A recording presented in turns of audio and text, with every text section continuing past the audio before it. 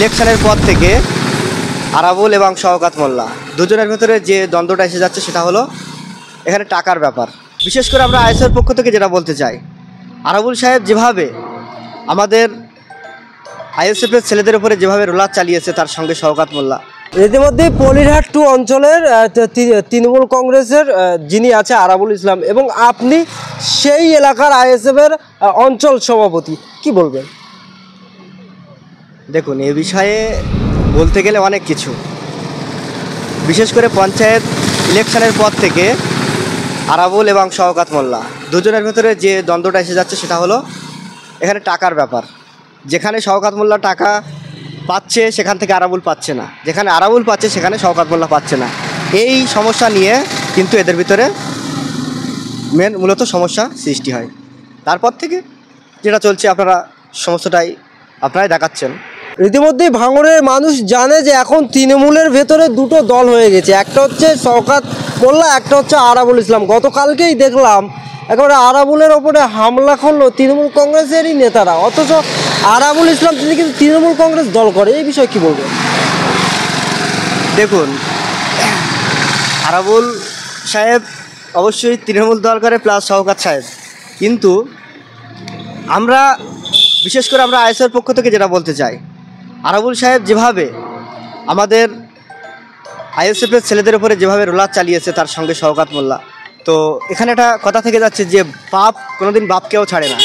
যেভাবে আরাবুল ইসলাম পঞ্চায়েত ইলেকশানে আমাদের ছেলেদেরকে কিভাবে মানে আইন থেকে শুরু করে মানে প্রশাসনের দিক থেকে এবং মারধর থেকে শুরু করে কিভাবে আমাদেরকে ক্ষতি করেছে আমাদের ছেলেদেরকে, তো সেই হিসেবে আজকে আরাবুল সেটা স্বতঃস্ফূর্তভাবে দেখতে পাচ্ছে যে পাপ আরাবুল সাহেব করেছে, সেই পাপ কিন্তু আজকে আরাবুল সাহেবকে ছাড়ছে না। 5 তারিখে ভাঙড়ের মাটিতে নওশাদ সিদ্দিকীর ঐতিহাসিক একটা রক্তদান শিবিরই হতে চলেছে। ইতিমধ্যে আপনি আরাবুল ইসলামের এলাকারই আইএসএফের অঞ্চল সভাপতি, আপনার এলাকা থেকে কত লোক বার করবেন?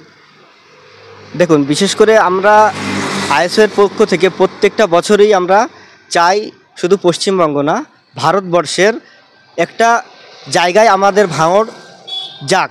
বিশেষ করে এর মূলত উদ্দেশ্য আমাদের প্রিয়দা নওশাদ সিদ্দিকী ভাইজানের।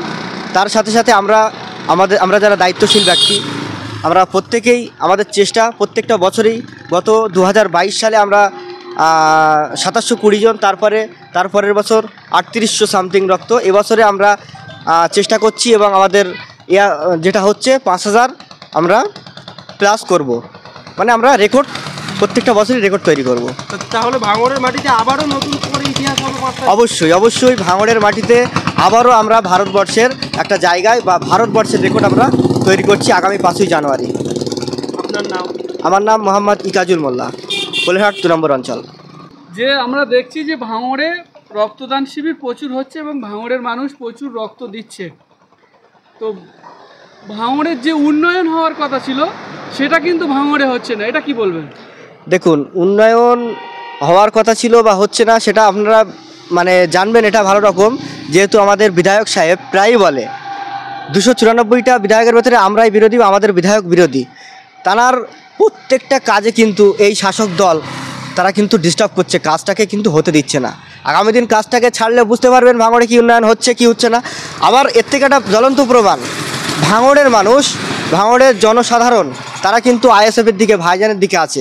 তার এই ইতিহাস আমরা আগামী 5 তারিখ বা 6 তারিখে আমরা অবশ্যই মিডিয়াকে জানাবো যে দেখো ভাঙড়ের মানুষ কিভাবে এই 5000 রক্ত দান করে তারা এটা থেকে দেখিয়ে দিল যে ভাঙড়ের একমাত্র নওশাদ সিদ্দিকী ছাড়া বিকল্প কোনো রাস্তা নেই।